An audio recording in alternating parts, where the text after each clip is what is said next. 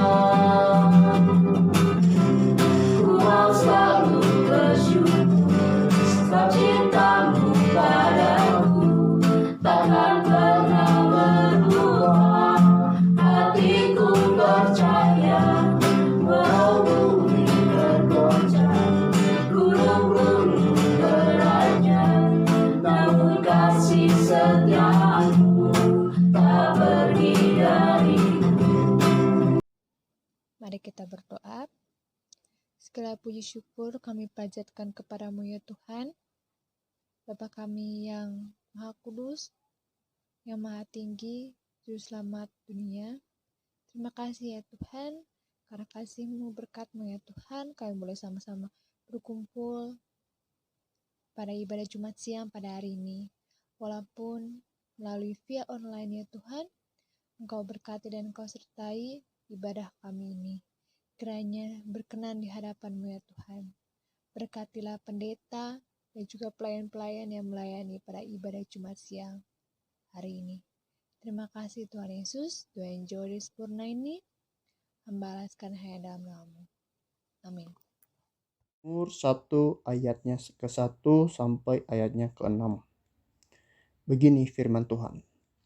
Berbahagialah orang yang tidak berjalan menurut nasihat orang fasik, yang tidak berdiri di jalan orang berdosa, dan yang tidak duduk dalam kumpulan pencemooh. Tetapi yang kesukaannya ialah Taurat Tuhan, dan dia merenungkan Taurat itu siang dan malam. Ia seperti pohon yang ditanam di tepi aliran air, yang menghasilkan buahnya pada musimnya, dan yang tidak layu daunnya, apa saja yang diperbuatnya berhasil. Bukan demikian orang fasik, mereka seperti sekam yang ditiup angin. Sebab itu orang fasik tidak akan tahan dalam penghakiman, begitu pula orang berdosa dalam perkumpulan orang benar. Sebab Tuhan mengenal jalan orang benar, tetapi jalan orang fasik menuju kebinasaan.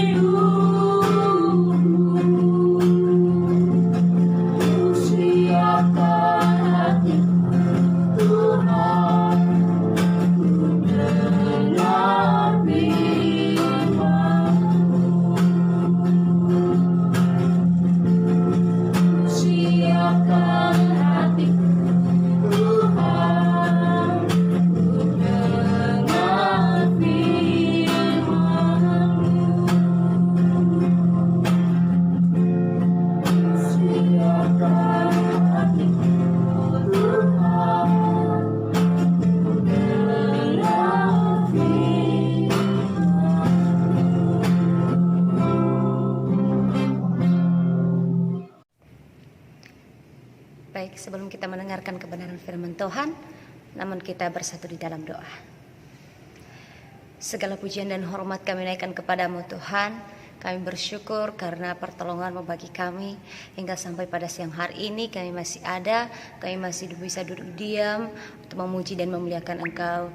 Terima kasih Tuhan Yesus, terima kasih. Dan pada saat hari ini kami anak-anak-Mu, kami mau memuji Engkau, bahkan kami mau mendengarkan sebagian dari isi firman-Mu. Tuhan, Engkau mengurapi setiap kami, ampunkan setiap salah dosa pelanggaran kami, layakkan setiap kami ya Tuhan. Terlebih-lebih hamba-Mu yang menyampaikannya, kiranya Tuhan Engkau yang mengurapi bibir hamba-Mu dengan kuasa Roh Kudus-Mu. Hanya di dalam nama Tuhan Yesus kami berdoa. Amin. Sekali lagi saya akan menyapa kita semuanya. Salam damai sejahtera. Kalau ada orangnya Siahowu, orang Medan Horas, dan orang lain saya juga nggak tahu bagaimana. Baik, sebelum saya menyampaikan kebenaran firman Tuhan yang sesuai tema yang disampaikan oleh para panitia, terlebih dahulu saya akan memperkenalkan, karena ada peribahasa mengatakan tak kenal maka tak sayang ya, supaya kita lebih kenal juga. Nama saya Meli Apehulu, biasa dipanggil Meli, berasal dari Nias, stay sekarang di Solo, Jawa Tengah, dan status masih duduk di bangku perkuliahan semester akhir, masih dalam tahap perjuangan ya. Saya sekolah di STT AIMI, Sekolah Tinggi Teologi Agape Misi Internasional. Mungkin hanya begitu saja ya perkenalan singkat. Dan kalau ada nanti yang perlu ditanya, mungkin dengan cara apalah kita yang kata, mudah-mudahan ya kita saling mengenal satu dengan yang lain. Baik, terima kasih. Pertama sekali saya mengucapkan terima kasih kepada para panitia yang telah mempercayakan kami untuk membawakan renungan atau khotbah singkat ini dengan tema Undang Tuhan dalam segala tindakan yang kamu lakukan. Tema yang sangat luar biasa, tema yang agak-agak membuat kita semangat gitulah. Apa maksudnya? Nah, terlebih dahulu kita membaca ayatnya, natsnya di dalam Injil Yohanes pasal 2 ayat 1 sampai yang ke-11. Saya akan membacakannya dengan judul perikopnya, perkawinan di Kana. Pada hari ketiga ada perkawinan di Kana yang di Galilea, dan ibu Yesus ada di situ. Yesus dan murid-muridnya diundang juga ke perkawinan itu. Ketika mereka kekurangan anggur, ibu Yesus berkata kepadanya, "Mereka kehabisan anggur." Kata Yesus kepada, "Aku belum tiba." Tetapi ibu Yesus berkata kepada pelayan-pelayan, "Apa yang dikatakan kepadamu, buatlah itu." Dan di situ ada 6 tempayan yang disediakan untuk 6 tempayan untuk pembasuhan menurut adat orang Yahudi, masing-masing isinya 2-3 buyung. Yesus berkata kepada pelayan-pelayan itu, "Isilah tempayan-tempayan itu penuh dengan air." Dan mereka pun mengisinya sampai penuh. Lalu kata Yesus kepada mereka, "Sekarang cedoklah dan bawalah kepada pemimpin pesta." Lalu mereka pun membawanya. Setelah pemimpin pesta itu mengecap air yang telah menjadi anggur itu, dan ia tidak tahu dari mana datangnya. Tetapi pelayan-pelayan yang mencedok air itu mengetahuinya. Ia memanggil mempelai laki-laki dan berkata kepadanya, "Setiap orang menghidangkan anggur yang baik dahulu, dan sesudah orang puas minum, barulah yang kurang baik. Akan tetapi engkau menyimpan anggur yang baik sampai sekarang." Hal ini dibuat Yesus di Kana yang di Galilea sebagai yang pertama dari pertandanya, dan dengan itu ia telah menyatakan kemuliaannya dan murid-muridnya percaya kepadanya. Amin. Untuk pembacaan nats pada saat siang hari ini, kita lihat konteks ini adalah konteks di mana Tuhan Yesus menyetak atau mengadakan mukjizat yang pertama sekali, yaitu di perkawinan di Kana. Nah, kenapa harus dia menyatakan mukjizat atau mengadakan mukjizat? Karena itu Yesus sedang menunjukkan kemuliaannya di sana, atau supaya murid-muridnya yang ada di sekeliling, yang ada bersama dengan dia, yang hadir di pesta perkawinan itu, lebih yakin dan lebih percaya lagi kepadanya bahwa dia bukan hanya sekedar manusia biasa, tetapi dia adalah manusia yang luar biasa, adalah pribadi Allah atau anak Allah, sang juru selamat kita. Nah, tetapi pada waktu itu ada problem yang ada di sana, ada masalah yang dihadapi ketika momen-momen yang luar biasa itu, ketika pesta pernikahan itu berjalan, ternyata ada sedikit kesalahan. Bukan sedikit, tetapi itu memang kesalahan yang fatal bagi kaum orang Yahudi waktu itu, karena mereka kehabisan anggur. Kalau anggur di pesta perkawinan di sana yang mereka utamakan adalah anggur, karena mungkin itu sudah adat istiadat mereka. Kalau mereka ada mengadakan pesta pernikahan, pesta perkawinan, yang mereka sediakan adalah anggur. Nah, anggur pada masa kuno mungkin bahwa anggur yang baik adalah anggur yang termanis, yang tidak membahayakan. Kata itu dipakai dalam bahasa Yunani adalah sapa, adalah sari anggur. Artinya itu sari anggur yang tidak beragi, tidak ada campuran. Nah, itulah anggur yang termanis, anggur yang baik, anggur yang tidak ada campurannya. Nah, tetapi ada juga hal yang menarik di sana. Ketika Yesus di situ juga di perkawinan di Kana, ternyata ada ibunya, itu seorang Maria. Nah, seorang Maria ada juga di sana hadir bersama-sama dengan mereka. Dia mengetahui apa kekurangan yang ada di pesta perkawinan tersebut. Nah, di ayat yang pertama sampai ketiga nanti bisa dibaca ya teman-teman atau Bapak Ibu. Artinya ada kunjungan Yesus ke Galilea adalah bukan sebuah pelayanan umumnya,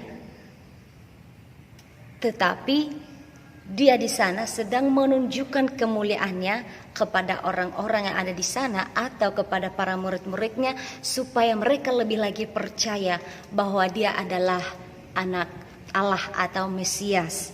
Nah, di ayat yang keempat di sini menarik, yaitu ada kata mau apakah engkau padaku ibu.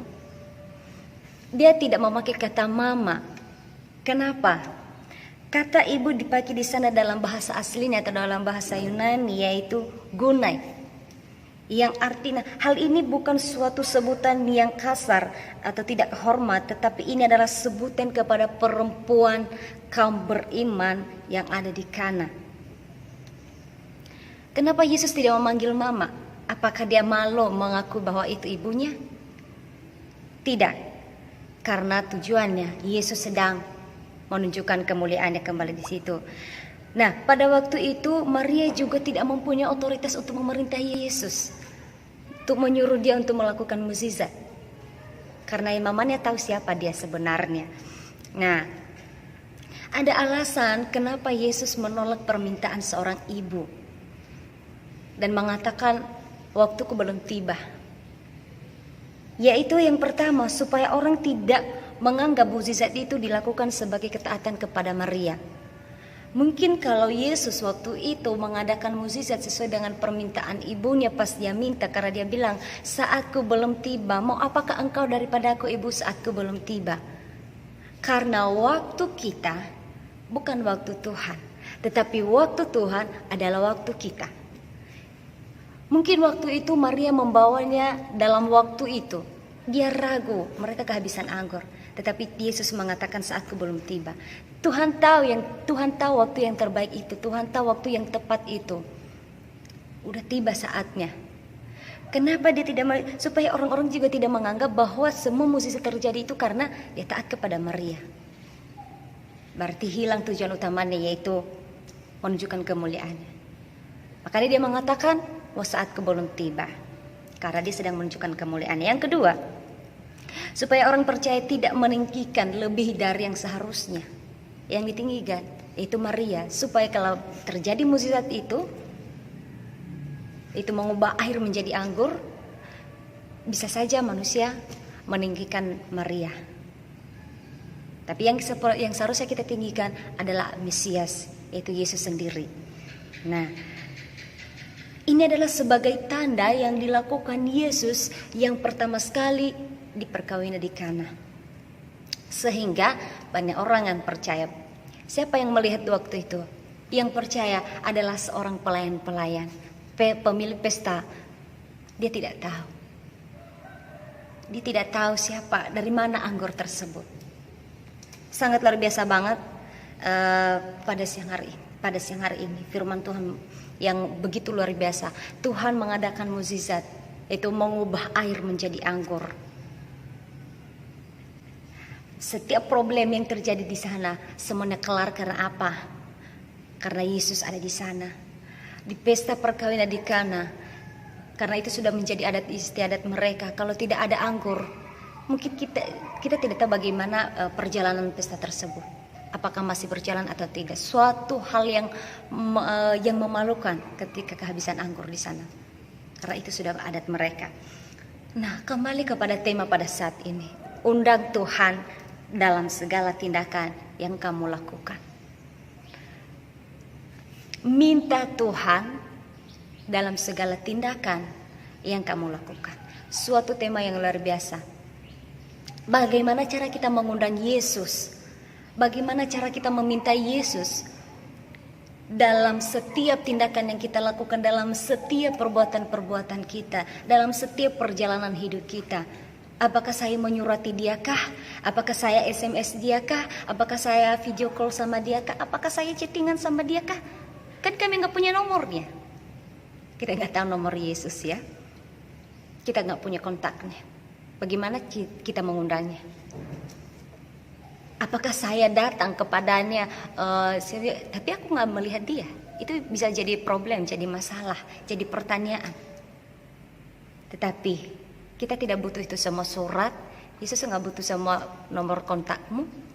Tetapi yang Yesus butuhkan yaitu satu, akui otoritas Tuhan dalam hidupmu.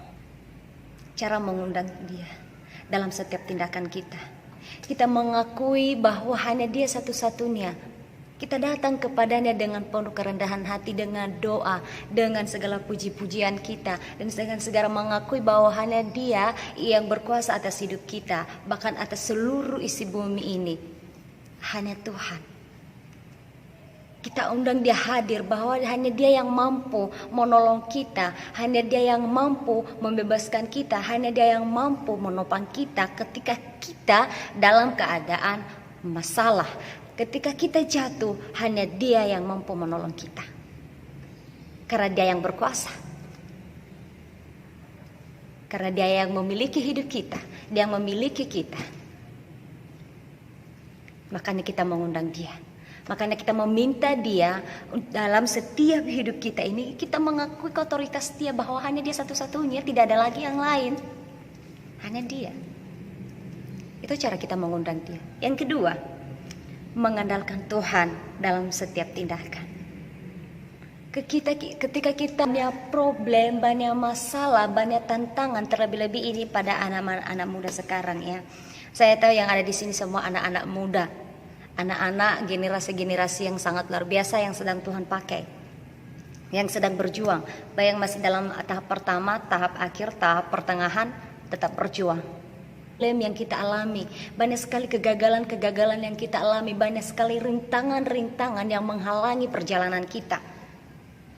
Banyak sekali masalah-masalah yang menimpa kita, hampir aja kita menyerah, nyaris menyerah. Karena kenapa? Ketika kita melangkah, kita mengaku kekuatan kita sendiri, kita tidak mampu. Kalau kita mengandalkan kekuatan kita sendiri, berjalan terus, melakukan segala perbuatan kita, melakukan segala tindakan kita, melakukan segala yang kita inginkan, semuanya sia-sia. Karena di dalam Yeremia pasal yang ke-17 ayat yang kelima saya membaca, beginilah firman Tuhan, terkutuklah orang yang mengandalkan manusia, yang mengandalkan kekuatannya sendiri, dan yang hatinya menjauh daripada Tuhan. Itu kalau kita hanya mengandalkan kekuatan kita sendiri, Tuhan tidak memberkati, Tuhan tidak menyertai, karena kita tidak mengakui otoritasnya dalam hidup kita. Di ayat yang ke-7 dia mengatakan, diberkatilah orang-orang yang mengandalkan Tuhan, yang menaruh harapannya pada Tuhan. Nah, kalau kita mengandalkan dia dalam setiap tingkah laku kita, dalam setiap tindakan kita, segala masalah, segala problem yang kita alami, kita mampu melewati semuanya. Saya masih duduk di bangku perkuliahan juga. Saya masih duduk di bangku, masih dididik, masih dalam proses. Tapi itu banyak sekali problem yang saya alami, banyak sekali masalah yang saya hadapi. Mungkin kadang secara manusia saya atau kedagingan saya bisa aja saya menyerah. Tetapi kenapa saya tidak mau menyerah? Saya selalu berserah kepada Tuhan. Saya selalu mengandalkan Dia. Saya selalu meminta Dia untuk hadir dalam setiap hidup saya, memberikan saya kekuatan untuk menjalankan semua itu. Bukan ketika kita mengiringi Yesus tidak ada masalah. Justru kita diperhadapkan di berbagai persoalan. Karena kenapa? Menguji kesetiaan kita, menguji ketekunan kita, menguji iman kita. Sebetapa besar kita membuka hati kita ini kepada Tuhan. Meminta Dia hadir dalam setiap hidup kita. Mengundang Dia sebagai tamu spesial dalam hidup kita. Kalau sekarang kamu gagal, jangan katakan itu adalah suatu tahap akhir. Atau akhir dari segalanya. Tetapi engkau gagal, jadikanlah itu batu loncatan buat kamu untuk mencapai kesuksesanmu ke depan. Berserah penuh kepada Tuhan. Jangan takut gagal. Kalau gagal, belajar dari hal kegagalan, pengalaman, itu membawamu ke arah yang lebih baik. Membawamu ke kemajuan yang lebih baik. Saya mengatakan kalau ada yang gagal jangan. Tapi terus berjuang, terus mengubah apa yang menjadi hal-hal yang tidak baik. Ubah. Nah, kegagalan di dalam hal ini. Tuhan mengatakan jangan jadikan hal itu sebagai hal yang membuatmu mundur. Tetapi ketika engkau gagal, maju terus. Terus berjuang. Andalkan Dia. Yang ketiga, percaya penuh kepada Tuhan. Kalau kita mengawali segala hal yang kita alami, yang kita mau lakukan, kalau ada keraguan-raguan hanya separuh atau hanya setengah-setengah kita percaya, mudah sekali terombang-ambingkan. Karena kenapa? Tidak ada fondasi yang kokoh, tidak ada dasar yang kokoh. Kalau ada intimidasi dari luar, dari sana sini, orang mempengaruhi kita dan lain sebagainya, kita cepat menyerah. Kita cepat putus asa. Kita cepat mengatakan, sudah, aku tidak mau lagi seperti ini. Karena kenapa? Ada keraguan-raguan, tidak ada kepercayaan sepenuhnya. Tetapi kalau kita melakukan segala sesuatu itu kita yakini bahwa bersama dengan Tuhan kita yakini bahwa ini semua berhasil. Kalau ada anak-anak sekarang atau teman-teman yang sekarang masih ragu-ragu dalam menjalankan perkuliahannya, dalam studinya, saya mengatakan terus berjalan bersama dengan Tuhan. Jangan pernah kamu takut. Andalkan Tuhan, percaya penuh kepada Tuhan. Karena Tuhan sedang membawamu dalam rencananya yang ajaib. Karena Tuhan sedang membawamu dalam rencananya yang baik. Jangan andalkan kekuatanmu sendiri. Jangan bersandar kepada pengertianmu sendiri. Tapi percaya penuh kepadanya. Ketika Tuhan menaruh engkau di tempat ini, percaya bahwa itu sudah maksudnya Tuhan. Percaya bahwa itu sudah rencananya Tuhan. Percaya bahwa ini semua karena Tuhan. Apapun di luar sana, ketika kita melakukan segala sesuatu itu memulai dari awal, banyak sekali problem, banyak sekali masalah, banyak sekali orang-orang yang tidak suka, banyak sekali dunia mempengaruhi kita, menarik kita. Tetapi marilah kita berjalan dengan Tuhan, kita percaya pun kepada Tuhan. Karena kuasa yang ada dalam hidup kita lebih besar dari segala kuasa-kuasa yang ada di luar sana.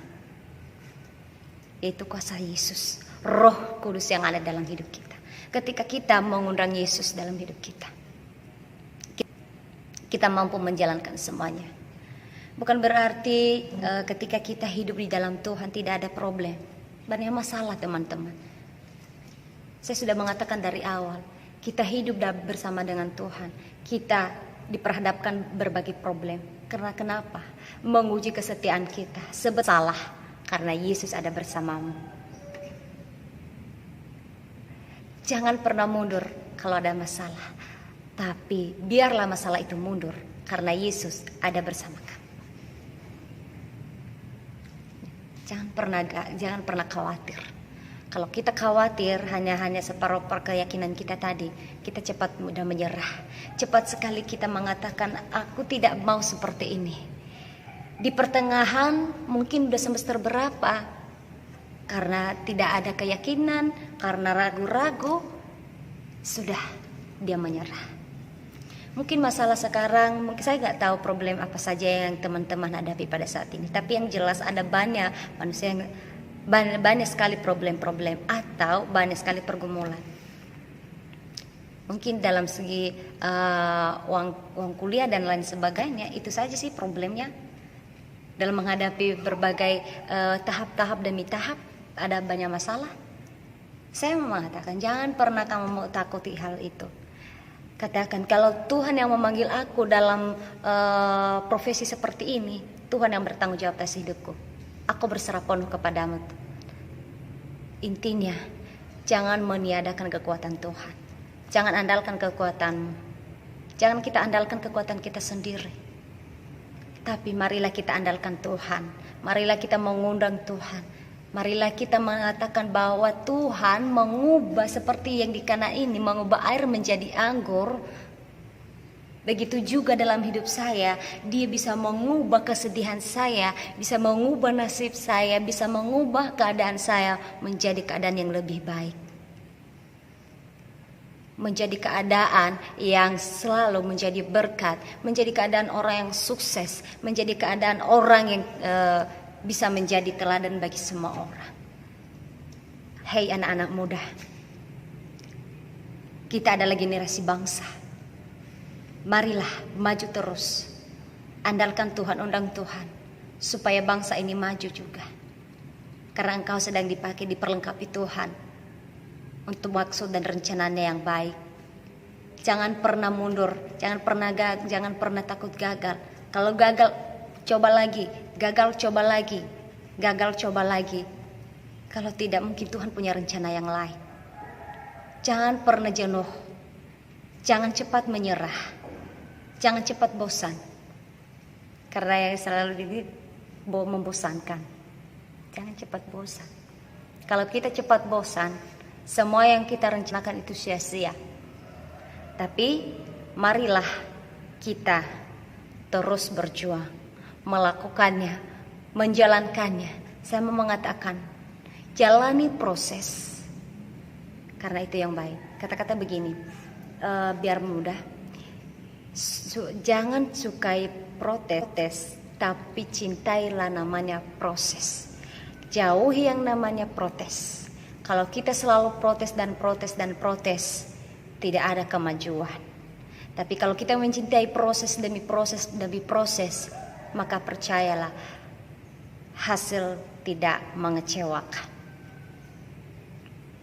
Begitulah di dalam hidup kita.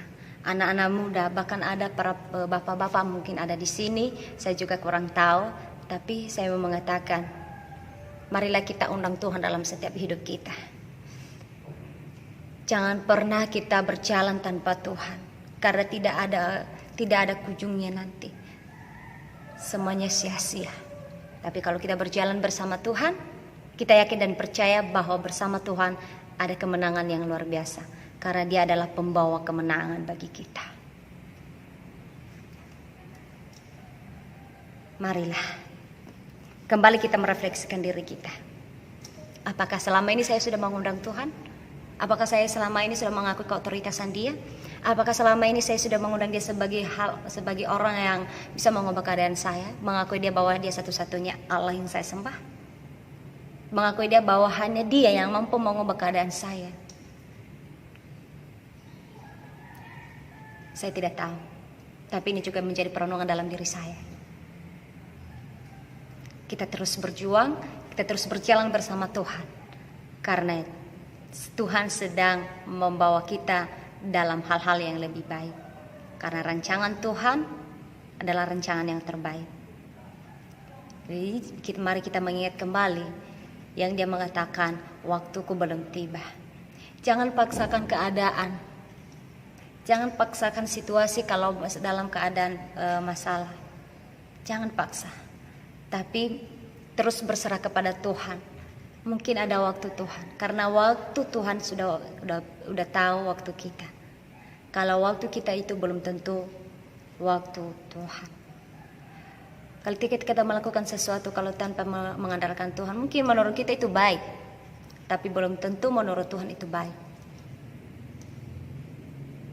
Teruslah berserah kepada Tuhan, seperti para pelayan yang ada di sana. Mereka percaya kepada Yesus. Mereka mengikuti apa yang diminta Yesus. Mereka mengikuti proses sehingga terjadilah mujizat di sana. Begitu juga di dalam hidup kita. Saya mengatakan terus ikuti proses. Karena orang-orang yang sukses itu bukan dihasilkan dari hal yang gampang-gampang saja. Tetapi mereka dibentuk dengan air mata. Mereka itu dihasilkan karena perjuangan mereka. Mereka berhasil karena kekeringatan mereka. Mereka sudah mengalami kesakitan, tantangan banyak sekali. Tapi mereka menerima buahnya. Itu mereka menjadi orang-orang yang luar biasa. Karena orang-orang hebat itu bukan dibentuk dengan hal-hal gampang saja, tetapi mereka sudah menjalankan tahap demi tahap, sehingga mereka menjadi orang yang sukses, menjadi orang yang luar biasa, menjadi orang yang menjadi berkat bagi semua orang, menjadi orang yang bisa menjadi teladan bagi semua orang. Jadilah teladan, jadilah orang yang dikagumi, jadilah orang yang jadi teladan, supaya nama Tuhan dimuliakan di dalam hidup kita. Terima kasih buat renungan ini.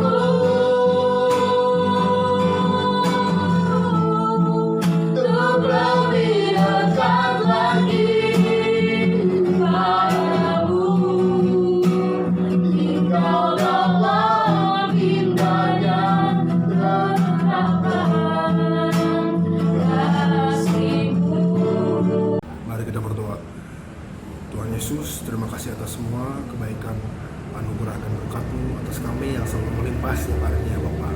Bapa, berkatilah keluarga kami ya Bapa, baik itu ada masalah finansial, baik pun masalah internal keluarga ya Bapa, kiranya Engkau turut berperkara dalam menyelesaikan masalah-masalah tersebut ya Bapa.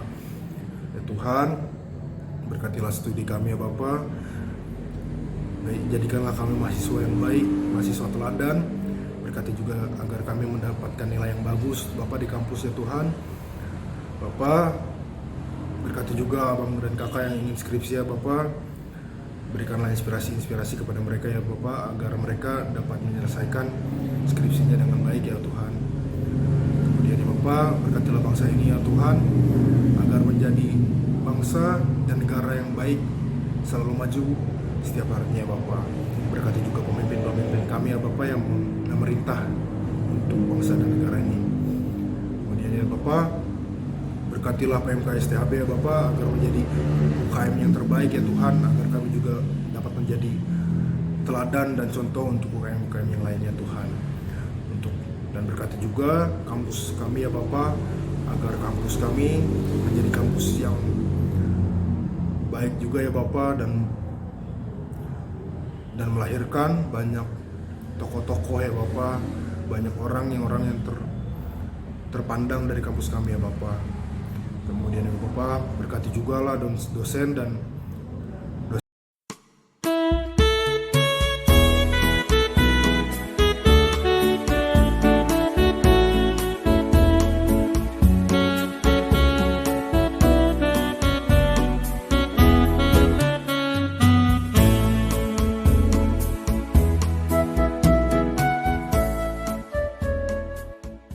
kita bersatu di dalam doa.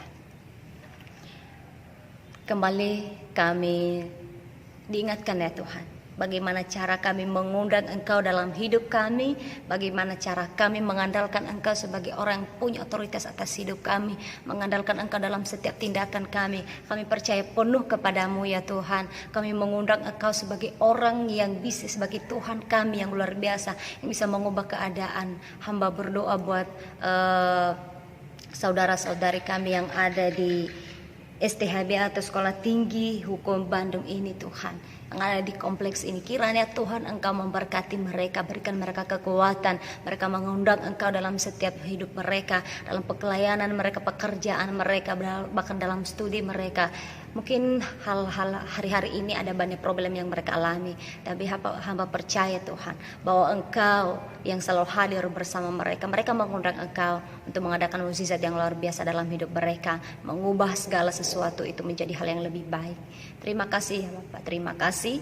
Itulah doa hamba dan kerinduan hamba kepada anak-anak muda sekarang. Pakailah mereka secara luar biasa Tuhan, untuk menjadi alat kemuliaan-Mu, sehingga nama-Mu dimuliakan di atas kerajaan surga. Terima kasih, dan sebelum kita pulang dan mengakhiri ibadah kita, marilah kita berterima berkat dari Tuhan Allah Bapa kita. Tuhan memberkati Engkau, Tuhan menyinari Engkau dengan wajahnya, Tuhan memperhadapkan wajahnya yang luar biasa kepadamu, dan Tuhan akan memberkati pekerjaan pelayananmu, studimu, bahkan keluargamu dan lain sebagainya. Tuhan memberkati Engkau, Tuhan menjadikan Engkau orang-orang yang luar biasa, Tuhan menjadikan Engkau orang-orang yang menjadi berkat, Tuhan menjadikan Engkau orang-orang yang bisa memuliakan nama. Terima kasih, pulanglah dan kiranya damai sejahtera yang senantiasa bersama-sama dengan Engkau. Hanya di dalam nama Tuhan Yesus Kristus, Sang Juru Selamat, kami berdoa. Amin. Sekian dan terima kasih. Tuhan Yesus memberkati.